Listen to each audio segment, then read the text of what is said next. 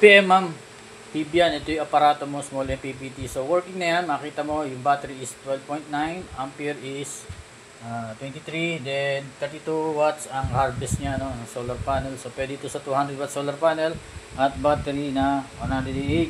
Okay, so hanggang dalawang 200 watts dahil max is 400 watts dito sa small MPPT natin. So nakaset na yan.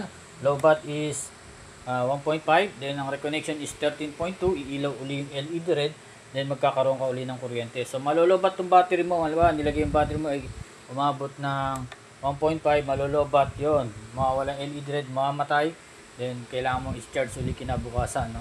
So meron tayong link naman sa solar panel at battery, then pwede tayong mag-chat or video call sa mga concern nyo kung hindi gumana, then meron kayong mga katanungan, so walang problema yan. Naka-add friend naman tayo, then may GC rin tayo doon. So anytime pwede mo i-chat or video call naman. Then konting tutorial, no, pagpapatay natin aparato natin, no, unahin natin is yung solar panel. Magsisiro ngayon yung reading mo dyan. Dyan mo makikita kung nag-harvest. Ibig sabihin ng harvest, no ma'am, yun yung nakukuha mong kuryente galing sa araw. So ngayon 0, 0, no, battery yan. Then tong A, ampere, 0. Then wattage is 0. Kasi nga patay yung solar panel natin. Then si battery lang ang nagpapagana yan. Kaya gumagana pa rin yung load natin. So kung patay yung isang electric pan natin, no, so pwede ka magsabay dito ng TV electric pan. Walang problema, no. So, dalawang outlet mo dyan. Pwede ka mag-extension, no? Charging cellphone, walang problema, ma'am. No? Then, meron kang inverter na 1000 watts, 500 watts ang continuous output. Pwede ka mag-washing machine, twin tab. Walang problema. As long na yung battery mo ay kahit pa paano is 13 volts, no? And then, isip ko na sa iyo ito mamaya, no?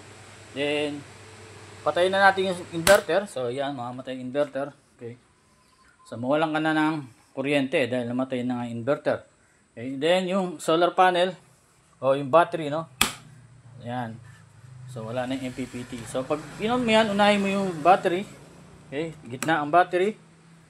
Initialize yung MPPT. So nakakabit mo na nga yung battery cable, no? Merong PVS na battery cable clamp. Hindi ko natatanggalin yan. Nandiyan na yan.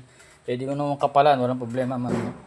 Then 0, 0 pa ang mismong harvest natin, no? So power natin solar panel, makikita mo magre-reading ang unti-unti, no? So depende sa araw kung gaano kalakas yung harvest mo. Kung sikat yung araw ay mas malakas. Kung 200 watts ang solar panel mo, at least 150 to 160 watts kaya niyang i-harvest, no? Yan. So ngayon is 3 ampere lang.